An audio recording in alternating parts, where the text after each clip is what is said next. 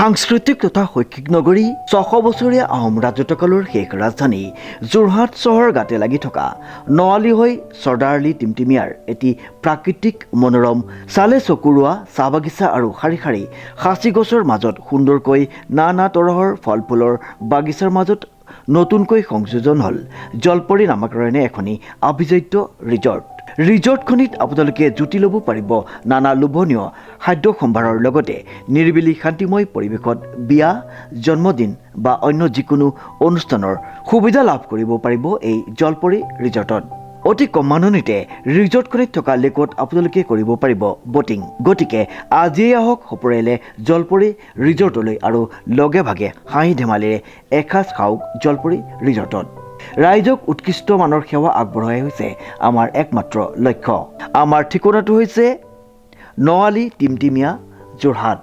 আমাৰ যোগাযোগৰ নম্বৰটো হৈছে 7896524655 অথবা 6001394297 সমগ্ৰ ভাৰতবৰ্ষৰ লগতে যোৰহাটতো উদযাপন কৰা হয় ভাৰতীয় কিষাণ সংঘৰ প্ৰতিষ্ঠা দিৱস উল্লেখযোগ্য যে 1979 চনৰ 4 মাৰ্চ তাৰিখে ৰাজস্থানৰ কোটা চহৰত বিশ্বৰ মহান চিন্তক বিচাৰক তথা বিশ্লেষক দন্তুপন্ত ঠেংগড়ীৰ অনুপ্ৰেৰণাত ভাৰতীয় কিষাণ সংঘৰ চমুকৈ BKS প্ৰতিষ্ঠা কৰা হৈছিল এই সংঘৰ মূল লক্ষ্য আছিল কৃষকসকলৰ অধিকাৰ সংৰক্ষণ উন্নতি সাধন আৰু কৃষিৰ ক্ষেত্ৰত উন্নত প্ৰযুক্তি তথা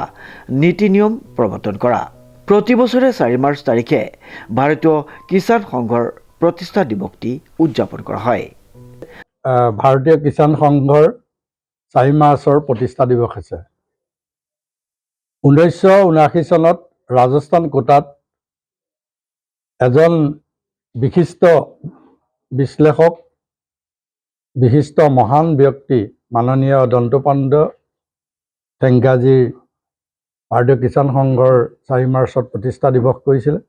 ভাৰতবৰ্ষৰ আজি 4 মাৰ্চৰ ভাৰতীয় কিষাণ সংঘৰ প্ৰতিষ্ঠা দিৱস হিচাপে পালন কৰা হৈছে আজি ভাৰতীয় কিষাণ সংঘৰ প্ৰতিষ্ঠা দিৱসৰ সংগতি ৰাখি আজি পৰ্বতীয়া গাঁৱৰ RLৰ আজি সুৰভি দুগ্ধ উন্নয়নৰ সমবায় ছ'চাইটিত বৃহৎ সংখ্যক তেখেতসকলে প্ৰায় 300-400 ওপৰত ফাৰ্মাৰ ছ'চাইটি এটি গঠন কৰা আছে এই ছ'চাইটিখনৰ অসমৰ জেগাত অসমৰ প্ৰায় জিলাৰ ভিতৰত যোৰহাট জিলাৰ এক স্বীকৃতি পাবলৈ সক্ষম হৈছে আজি ভাৰতীয় কিষাণ সংঘৰ প্ৰতিষ্ঠা দিৱসৰ সংগতি ৰাখি আমাৰ অসম কৃষি বিশ্ববিদ্যালয় ছাত্ৰ সঞ্চালক ডক্টৰ বিনয় কুমাৰ মেধি আৰু উপস্থিত আজি সমাজকৰ্মী ৰাজীৱ কাকতি আজি আমাৰ সময়ৰ বিষয়ববীয়া দুগ্ধ উন্নয়নৰ সমবায় সমিতিৰ সভাপতি সম্পাদক প্ৰমুখ ৰাইজসকল আজি এই সভাত উপস্থিত থাকি সম্পূৰ্ণভাৱে ক্ষুদ্ৰ কৃষকসকলৰ সা সুবিধাৰ অৰ্থে লগতে আজি এটা যোৰহাটত যিটো আৰ্চেনিকৰ ভয়াৱহ ৰূপৰেখা মানে আজি পেপাৰ মাধ্যম বাতৰি কাকতত আমি দেখা পাইছিলোঁ আজি ডক্টৰ বিনয় কুমাৰ মেধিয়ে সেই বিষয়ে স্পষ্টভাৱে প্ৰকাশ কৰিছে সেইকাৰণে ৰাইজে সন্তোষো পাইছে যাতে অনাগত ভৱিষ্যত ৰাইজৰ পৰা যিটো মানে শংকা দূৰ হৈছে সেই বিষয়টোৰ ওপৰতো ৰাইজে আজি উপলব্ধি কৰিছে আজি ভাৰতীয় কিষাণ সংঘৰ প্ৰতিষ্ঠা দিৱসটো আহি ক্ষুদ্ৰ খেতিয়কসকলে যিটো আমাক উৎসাহ অনুপ্ৰেৰণা জগালে সেইটো কাৰণে আমি ক্ষুদ্ৰ খেতিয়কসকলক ধন্যবাদ জনাইছোঁ লগতে আজি অসম কৃষি বিশ্ববিদ্যালয় ডক্টৰ বিনয় কুমাৰ মেধি ডাঙৰীয়াকো আমি ধন্যবাদ জনাইছোঁ লগতে সুৰভি দুগ্ধ উন্নয়নৰ ফাৰ্মাৰখিনি সমবায় সমিতিৰ সকলো সদস্য আমি ধন্যবাদ জনাইছোঁ আমাৰ এই কিষাণ সংঘৰ প্ৰতিষ্ঠা দিৱসত অংশগ্ৰহণ কৰাৰ কাৰণে ধন্যবাদ সমগ্ৰ ভাৰতবৰ্ষৰ লগতে অসমতো এই দিনটি যথাযোগ্য মৰ্যাদাৰে পালন কৰা হয় এই উপলক্ষে ৰাজ্যখনৰ বিভিন্ন ঠাইত কৃষকসকলৰ উন্নয়ন কেন্দ্ৰিক অনুষ্ঠান আলোচনা সভা কাৰ্যশালা আয়োজন কৰা হয় যোৰহাট জিলা সম্পাদক বীৰেন দত্তৰ নেতৃত্বত কিষাণ সংঘৰ প্ৰতিষ্ঠা দিৱসটি উলহ মালহেৰে উদযাপন কৰা হয় অসমৰ যোৰহাট জিলাৰ অন্তৰ্গত পৰ্বতীয়া গাঁৱত এই প্ৰতিষ্ঠা দিৱস উপলক্ষে এক বিশেষ সভাৰ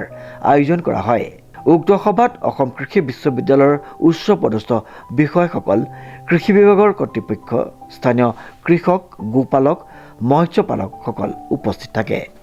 এই সভাত বিশেষকৈ আৰ্ছেনিকযুক্ত পানী, মাটি,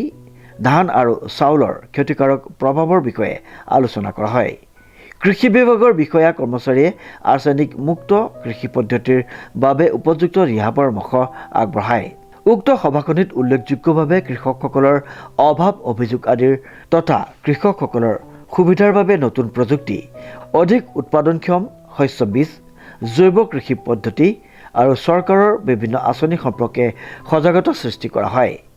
লগতে সুস্বাস্থ্য আৰু পৰিৱেশ সন্মত কৃষি প্ৰচলনৰ ওপৰত গুৰুত্ব আৰোপ কৰা হয়। এই ধৰণৰ অনুষ্ঠানসমূহে স্থানীয় কৃষকসকলৰ জীৱনমান উন্নয়ন, আধুনিক কৃষি পদ্ধতি গ্ৰহণ আৰু সজাগতা বৃদ্ধি কৰাত বিশেষভাৱে সহায় কৰে। হয়, আমি যেতিয়া আৰ্ছেনিকৰ কথা ক'বলৈ যাম, এতিয়া আমাৰ অসম কৃষি বিশ্ববিদ্যালয় ধৰক যোৰহাট বা নগাঁও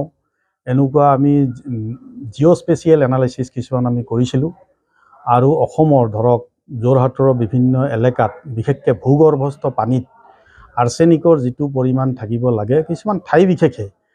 যিটো আমাৰ অনুমোদিত যিটো হাৰ থাকিব লাগে, তাতকৈ ঠাই বিশেষে ভূগৰ্ভস্থ পানীত কিছু কিছু এলেকাত অকণমান বেছি পোৱা দেখা গৈছে। আমি ৰিচাৰ্চ কৰি আমি সেইটোৱে পাইছোঁ। এতিয়া ধৰক আৰ্ছেনিকৰ হাৰটো থাকিব লাগে পানীত 50 ppb, অৰ্থাৎ প্ৰতি 1 লিটাৰ পানীত 50 মাইক্ৰগ্ৰাম আৰ্ছেনিক থাকিব লাগে। কিন্তু কিছু কিছু এলেকাত ভূগৰ্ভস্থ পানীত আমি 80, 90, আনকি 100 পৰ্যন্তও পাইছোঁ। কিন্তু এতিয়া যদি আপুনি যদি মোক কয় যে ইয়াৰ প্ৰভাৱ পৰিছে নে পৰা নাই, এতিয়া ধৰক অসমৰ আমাৰ ধান খেতিয়ে কৰোঁ, এইটো আমি বৰষুণৰ ওপৰত ভিত্তি কৰি কৰা খেতি। এতিয়া আমাৰ ৰেইন ফেড এগ্ৰিকালচাৰ বুলি কয়। গতিকে যেতিয়া ধৰক আৰ্ছেনিকে এতিয়া ধৰক কিছুমান ধৰক আমাৰ 17 লাখ হেক্টৰ আমি শালি খেতি কৰোঁ আৰু ধৰক 3-4 লাখ হেক্টৰ আমি বড় খেতি কৰোঁ, ইৰিগেটেড ৱাটাৰ। যদি সেই ইৰিগেটেড ৱাটাৰ আৰ্ছেনিক থকা পানীও যদি আমি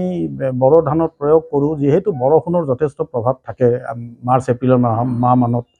তেতিয়া ইয়াৰ যিটো আৰ্ছেনিকৰ যিটো সেৱন কৰা যিটো ক্ষমতা, সেইটো যথেষ্ট কম আমি পাইছোঁ। এতিয়া ধৰক ওলাইছে, প্ৰিণ্ট মিডিয়াত ওলাইছে, এতিয়া আমাৰ অনুমোদিত হাৰটো হ'ল 1 মিলিগ্ৰাম প্ৰতি কেজি ধানত। কিন্তু প্ৰতি কেজি চাউলত নহয় আকৌ। আমি চাউল বুলি ক'লে বগা চাউলটো আমি যিটো খাওঁ, সেইটোৰ অনুমোদিত হাৰ নহয় এইটো 1 মিলিগ্ৰাম প্ৰতি কেজি ধানত। এতিয়া যদি আপুনি ইউৰোপিয়ান ফুড ছেফটি যিটো আমাৰ এছ'চিয়েশ্যন আছে, এতিয়া তাৰ হাৰটো হ'ল 0.3 মাইক্ৰগ্ৰামৰ পৰা 8 মাইক্ৰগ্ৰামলৈকে প্ৰতি কেজি বডি ৱেইটত ল'ব পৰা ক্ষমতা আমি মানুহ হিচাপে আমি ল'ব পাৰোঁ। এতিয়া ধৰক 60 কেজি ওজনৰ মানুহ এজনে যদি হয়, তেওঁ আৰ্ছেনিক প্ৰতিদিনত ধৰক 0.018 মাইক্ৰগ্ৰামৰ পৰা 0.438 মাইক্ৰগ্ৰামলৈকে সেৱন কৰিব পাৰিব। এতিয়া আমি আমাৰ চাউল, এতিয়া ধৰক তিতাবৰৰ চাউলে কওক বা এই কওক, এতিয়া আমাৰ তিতাবৰৰ ধানত পাইছে 0.8 মিলিগ্ৰাম প্ৰতি কেজি। এতিয়া আমাৰ ধান বুলি ক'লে ধানৰ বাকলি আছে, বাকলিৰ তলত আপোনাৰ ধৰক ব্ৰেন লেয়াৰ বুলি কয়, ব্ৰাউন ৰাইচ বুলি কয়, আৰু এলিৰন লেয়াৰ এটা কয়, তাত 90% আপোনাৰ আৰ্ছেনিকটো গুচি যায়। অনলি 10% মান আপোনাৰ আৰ্ছেনিক আমি খোৱা চাউলটোত থাকে। গতিকে 0.8 মিলিগ্ৰাম যদি হয়, 10% হ'লে 0.08 মিলিগ্ৰাম প্ৰতি কেজি আপোনাৰ চাউলত। এতিয়া আমাৰ অসমৰ মানুহে একদিনত ভাত কিমান খায়? 400 গ্ৰাম বা 500 গ্ৰাম। গতিকে সেই হিচাপে যদি আমাৰ 60 কেজি এজন যদি ব্যক্তি থাকোঁ, গতিকে সেই ইউৰোপিয়ানৰ যিটো আমাৰ অনুমোদিত হাৰ আছে, তাত যথেষ্ট কমত পৰিমাণত আছে। গতিকে এইটো লৈ ইমান চিন্তা কৰিবলগীয়া বিষয় নহয়। যোৰহাটৰ পৰা কংকনজ্যোতি শৰ্মাৰ ৰিপৰ্ট, নিউজ নাও।